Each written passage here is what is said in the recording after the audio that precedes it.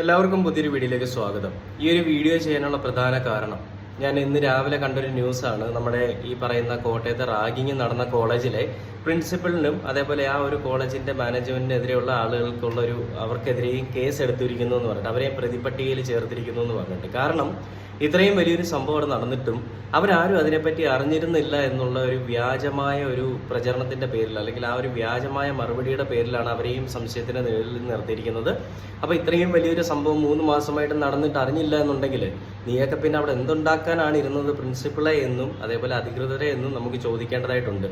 അപ്പൊ ഇതെല്ലാം അറിഞ്ഞുകൊണ്ടൊരു മാതാപിതാക്കൾ അവരുടെ മക്കളെ പഠിപ്പിക്കാൻ അല്ലെങ്കിൽ അങ്ങോട്ടേക്ക് വിടുന്ന സമയത്ത് അതിന്റെ പൂർണ്ണമായ ഉത്തരവാദിത്വം അവിടുത്തെ അധ്യാപകരോ അല്ലെങ്കിൽ അതിന്റെ മാനേജ്മെന്റിലുള്ള ആളുകളോ അല്ലെങ്കിൽ അതും പോട്ടെ പ്രിൻസിപ്പലിന്റെ ചുമതലയിലിരിക്കേണ്ട കാര്യങ്ങളാണ്.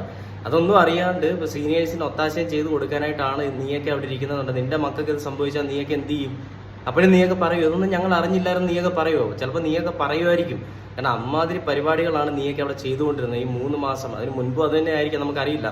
അപ്പൊ ഞാനിപ്പോ ഈ ഒരു വിഷയം എടുത്തിടാനുള്ള പ്രധാന കാരണം, ഇപ്പൊ നമ്മൾ ഈ ന്യൂസ് കണ്ടു. ഈ ഒരു റാഗിങ് എന്ന് പറയുന്നത് കേരളത്തിലെ ഫസ്റ്റ് സംഭവമല്ല. ഈ 2024 ഇതിന് മുൻപ് ഒരു റാഗിങ് നടന്നു. അതായത് വയനാട് പൂക്കോട് വെറ്റിനറി ഹോസ്പിറ്റലില് സിദ്ധാർത്ഥ് എന്ന് പറയുന്ന ഒരു പയ്യനെ അതിക്രൂരമായിട്ട് 60 പേരോ അതിന് താഴെ 31 പേരെയാണ് പിന്നെ പ്രതിപട്ടികയിൽ ചേർത്തത്. ഈ ഇത്രയും നാറികൾ ചെയ്തൊരു പ്രവൃത്തിയുടെ പേരിൽ ആ പയ്യൻ ആത്മഹത്യ ചെയ്ത ഒരു സംഭവമാണ് നമ്മൾ അറിഞ്ഞത്. അപ്പൊ അത് ഞാൻ പല ന്യൂസും എടുത്ത് നോക്കിയെങ്കിലും അതിലൊന്നും തന്നെ ഇപ്പോഴത്തെ അവരുടെ അവസ്ഥ എന്താണ്, ആ പ്രതികളുടെ അവസ്ഥ എന്താണെന്നൊന്നും അതിനകത്ത് കാണിക്കുന്നില്ല. അപ്പൊ റാഗിങ് ചെയ്തു, ഇവര് ആ കുട്ടിയായിട്ട് മർദ്ദിച്ചു. ഇതെല്ലാം ചെയ്തതിന് ശേഷം 18-ാം തീയതി ആയ സമയത്തേക്കും അവനെ കെട്ടിത്തൂക്കി. അപ്പൊ ഇതും കഴിഞ്ഞിട്ടും കേസ് പലതവണയായിട്ട് CBIക്ക് അന്വേഷണം പോയി, അങ്ങനെ പല രീതിയിൽ അന്വേഷണങ്ങൾ പൊയ്ക്കൊണ്ടിരുന്നു. എന്നിട്ട് കൂടിയും ഇവർക്ക് പരീക്ഷ എഴുതാനായിട്ട്, ഇവർ പഠിക്കുന്ന വയനാട് അവർക്ക് കയറാനുള്ള ഒരു അനുവാദം ഉണ്ടായിരുന്നില്ല. പക്ഷേ അവർക്ക് അവരുടെ നിയർ ബൈ ആയിട്ടുള്ള സ്ഥലത്ത് പോയിട്ട് പരീക്ഷ എഴുതാനായിട്ടുള്ള ഒത്താശ വരെ സർക്കാർ ചെയ്തു കൊടുത്തു. അപ്പൊ ഇത്രയും പ്രതിപട്ടികയിൽ ചേർത്തവന്മാർക്ക് ഇങ്ങനെയൊക്കെയുള്ള സംരക്ഷണം നമ്മുടെ സർക്കാരിന്റെ ഭാഗത്തുനിന്ന് കിട്ടുമ്പോൾ സ്വാഭാവികമായിട്ടും ഒരുത്തനും ഒരു പേടി ഉണ്ടാവില്ല. ഞാൻ ആദ്യം തന്നെ പറഞ്ഞു, നിയമ സംവിധാന വ്യവസ്ഥയോട് ഒരുത്തനും പേടിയില്ലാത്തത് കൊണ്ടാണ് ഈ മാതിരി തന്തയില്ലായ്മ കാണിക്കാനായിട്ട് മുന്നിട്ടിറങ്ങുന്നതെന്ന് നമുക്കറിയാം. നിയമം നോക്കി നടക്കേണ്ട നിയമപാലകർ തന്നെ ഇമാതിരി തന്തയില്ലായ്മ കാണിക്കുമ്പോൾ പലയിടങ്ങളിലും വീട്ടിൽ ആക്രമിച്ച് കയറുന്നു, വെള്ളം അടിച്ചിട്ട് വാഹനം ഓടിക്കുന്നു, വെള്ളം അടിച്ചിട്ട് മറ്റുള്ളവരെ ഉപദ്രവിക്കുന്നു. ഇങ്ങനെയുള്ള പരിപാടികൾ ഇവന്മാരൊക്കെ തന്നെ ചെയ്യുമ്പോൾ ശരിക്കും പറഞ്ഞാൽ ഈ നിയമ സംവിധാന വ്യവസ്ഥയിൽ ഇരിക്കുന്ന പലരും നമ്മളുടെ റോൾ മോഡലാണ്. അത് മുഖ്യമന്ത്രി തുടങ്ങി അതിന് താഴെ നിൽക്കുന്ന ഓരോ മന്ത്രിമാരാണെങ്കിലും അല്ലെങ്കിൽ പോലീസുകാരാണെങ്കിലും ഇനി ആർമി ആയിക്കോട്ടെ എല്ലാം ഒരു റോൾ മോഡലാണ്. ഇവരെ കണ്ടിട്ടായിരിക്കും സമൂഹത്തിലുള്ള പല ആളുകളും പഠിക്കുന്നത്. അതിൽ ഏറ്റവും പ്രധാന പങ്ക് വഹിക്കുന്നത് നമ്മുടെ കോളേജ് ആയിക്കോട്ടെ, സ്കൂൾ ആയിക്കോട്ടെ, ഇനിയും നമ്മുടെ അംഗൻവാടി ആയിക്കോട്ടെ, അവിടെ പഠിപ്പിക്കുന്ന നമ്മുടെ അധ്യാപകരായിക്കോട്ടെ, ഇവരൊക്കെ തന്നെയാണ് അതിനകത്തുള്ള പ്രധാന പങ്ക്. അച്ഛനും അമ്മയും കഴിഞ്ഞാൽ അപ്പോൾ ആദ്യം അച്ഛനും അമ്മയും തന്നെയാണ് റോൾ മോഡൽ. അപ്പം ഈ പറയുന്ന രീതിയിൽ ഇവരൊക്കെ ഇങ്ങനെ ചെറ്റത്തരം കാണിക്കുന്ന സമയത്ത് സ്വാഭാവികമായിട്ട് ഇവന്മാരെ പോലെയുള്ള അവർ ജനിപ്പിച്ചവരോ അല്ലെങ്കിൽ അവരുടെ ആ ഒരു ചട്ടക്കൂടിനകത്ത് നിൽക്കുന്ന ആളുകൾ ഇതൊക്കെ തന്നെ ചെയ്യുള്ളൂ. അത്രയൊക്കെ പ്രതീക്ഷിച്ചാൽ മതി. അപ്പൊ നമുക്ക് സിദ്ധാർത്ഥന് എന്താണ് സംഭവിച്ചതെന്നുള്ളതും അതിനുശേഷം പ്രതികൾക്ക് എന്താണ് സംഭവിച്ചതെന്നുള്ളതും അതൊന്ന് കേട്ടിട്ട് നമ്മുടെ ഈ ഒരു പറയുന്ന വിഷയത്തിലേക്ക് നമുക്ക് തിരിച്ചു വരാം. നമ്മുടെ കോട്ടയത്തെ റാഗിങ്ങിലേക്ക് തിരിച്ചു വരാം. അപ്പൊ ആദ്യം നമുക്ക് 24 ന്യൂസിൽ വന്നൊരു എക്സ്പ്ലെയിനിങ് ആണ് എന്താണ് നമ്മുടെ സിദ്ധാർത്ഥന് സംഭവിച്ചതെന്നുള്ളത്. അത് എക്സ്പ്ലെയിനർ കാണാം.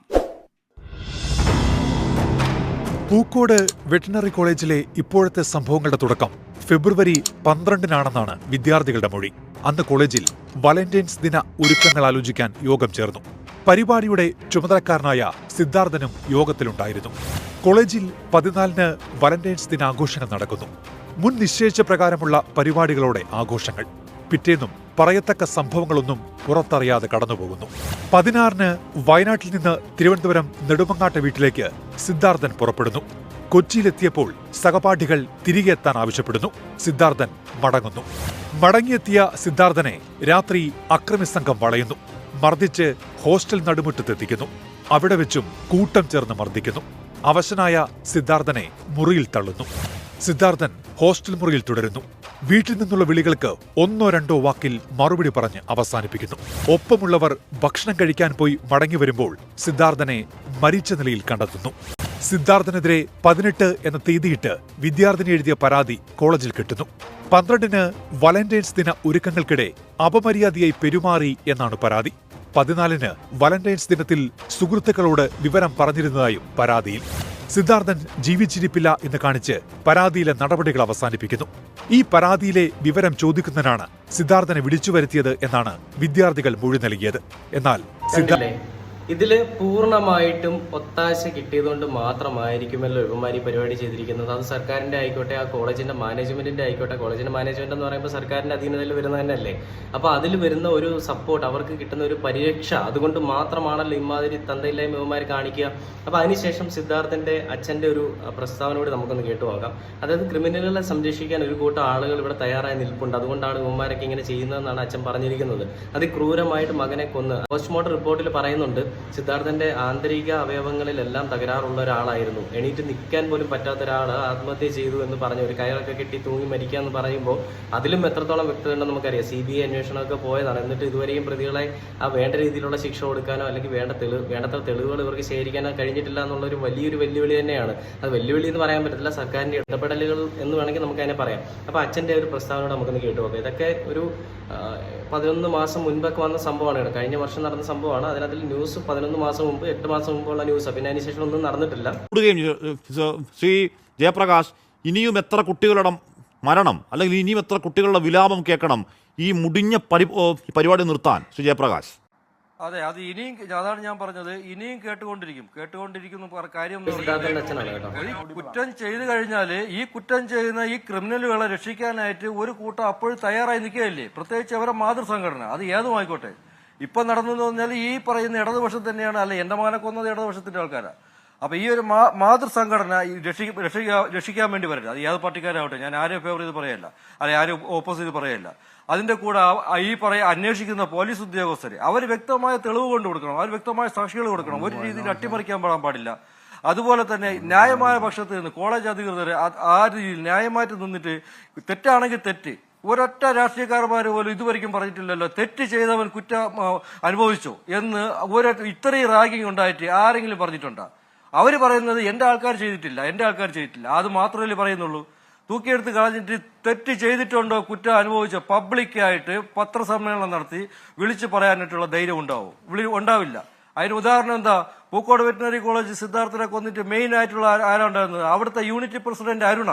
ഈ യൂണിറ്റ് പ്രസിഡന്റ് അരുണ് കൊലപാതകം കഴിഞ്ഞിട്ട് നേരെ ഒളിവിൽ പോയത്, അവിടെ തന്നെ ഒളിവിൽ പോയത്. എവിടെ പോയെന്ന് എനിക്ക് ആദ്യം അറിയില്ലായിരുന്നു. അവനെ അവസാനം മജിസ്ട്രേറ്റിന് മുമ്പ് ഹാജരാക്കാൻ കൊണ്ടുപോയത് ആരാ?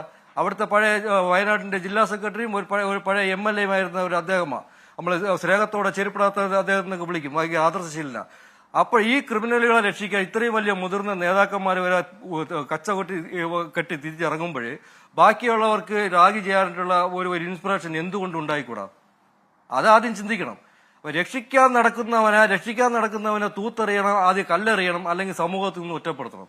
അത് നടന്നു കഴിഞ്ഞാൽ ചിലപ്പോൾ ഒരു രീതിയിലൊക്കെ ഒരു നിയന്ത്രണം ഉണ്ടാവുമായിരിക്കും. അല്ലാതെ റാഗിങ് നിർത്തണം, കോളേജിൽ നിന്ന് സ്കൂളിൽ നിന്നോ നിർത്തണം എന്ന് പറഞ്ഞാലും നിർത്തില്ല. യവന്മാരൊക്കെ രക്ഷിക്കാൻ പറയാതെ ഉള്ളിടത്തോളം കാലം ഇത് നടന്നുകൊണ്ടേയിരിക്കും. കാര്യം എന്നല്ല, യവന്മാരെ രക്ഷിക്കാനായിട്ട് അണികളില്ലെങ്കിൽ പിന്നെ ഇല്ല, അങ്ങോട്ടില്ല. അപ്പൊ എങ്ങനെയെങ്കിലും അണികളെ പിടിച്ചിടണം, അത് തന്നെയാണിത്. സംഘടന എന്നുള്ള നിലയ്ക്ക് ചെയ്യുന്നുണ്ടോ എന്നൊക്കെ ഞാൻ താങ്കളുടെ ഇപ്പം നമ്മൾ കണ്ടൊരു വാർത്ത കഴിഞ്ഞ ദിവസം 24 ന്യൂസിൽ സിദ്ധാർത്ഥന്റെ അച്ഛൻ വന്നിട്ട് സംസാരിക്കുന്നതാണ്. അപ്പോൾ അതിൽ അദ്ദേഹം ക്ലിയർ ആയിട്ട് പറയുന്നുണ്ട്, അതായത് ഈ ഒരു സർക്കാരിന്റെ തന്നെ അവിടെ ഭരിക്കുന്ന പല ആളുകളും തന്നെയാണ് ഇവരെ സംരക്ഷിക്കാനായിട്ട് മുന്നിൽ നിൽക്കുന്നതും. ആ ഒരു പാർട്ടിയിലുള്ള ആളുകൾ തന്നെയാണ് സിദ്ധാർത്ഥന്റെ മരണത്തിന് കാരണമായവരും എന്ന്. പക്ഷെ എന്നിട്ട് കൂടിയും ഈ ഒരു പോലീസുകാർക്ക് ഈ പറയുന്ന സിദ്ധാർത്ഥന്റെ മരണത്തിന് പങ്കാളികളായ അല്ലെങ്കിൽ സിദ്ധാർത്ഥനെ കൊന്ന ക്രിമിനലുകളെ അറസ്റ്റ് ചെയ്യാനായിട്ട് ഇതുവരെ സാധിച്ചിട്ടില്ല എന്ന് പറയുമ്പോൾ അതിൽ എത്രത്തോളം സർക്കാരിന്റെ ആ ഒരു ഇടപെടലുകൾ ഉണ്ടെന്ന് നമുക്കറിയാം. തെളിവുകൾ വരെ സർക്കാർ നശിപ്പിച്ചു എന്നാണ് അദ്ദേഹത്തിന്റെ അച്ഛൻ അവകാശപ്പെടുന്നത്. അദ്ദേഹത്തിന് പറയാം, കാരണം അദ്ദേഹത്തിന്റെ മകനെയാണ്, ആ വീടിന്റെ എല്ലാം ആയിരുന്ന മകനെയാണ് ഈ പറയുന്ന ഒരു കൂട്ടം ചെറ്റകൾ കൊന്നുകളഞ്ഞത്. അപ്പോൾ ആ ഒരു വിഷയം ഈ ഒരു സമയത്ത് നമ്മൾ ശ്രദ്ധിക്കേണ്ടതായിട്ടുണ്ട്. നമ്മുടെ സിദ്ധാർത്ഥന് നീതി കിട്ടുന്നത് വരെ കോട്ടയത്തെ ഈ ഒരു സംഭവം ഇതിനൊരു കാരണമാവണമേ എന്നാണ് ഞാൻ പ്രാർത്ഥിക്കുന്നത്. സിദ്ധാർത്ഥന്റെ മരണത്തിൽ പങ്കാളികളായ എല്ലാവരെയും തൂക്കിക്കൊല്ലാനുള്ള ഒരു വിധി ഉണ്ടാവണം. ഇങ്ങനൊരു വിധി ഇവിടെ ഇമാതിരി ചട്ടത്തിലൊക്കെ കാണിക്കുന്നത്, ആ ഒരു വിധി വന്നു കഴിഞ്ഞാൽ ഇനി ഒരുത്തനും ഇമാതിരി പരിപാടി കാണിക്കാനായിട്ട് മുന്നിട്ട് ഇറങ്ങത്തില്ല എന്ന് ഈ ഒരു സമയത്ത് എനിക്ക് തോന്നിപ്പോവുകയാണ്.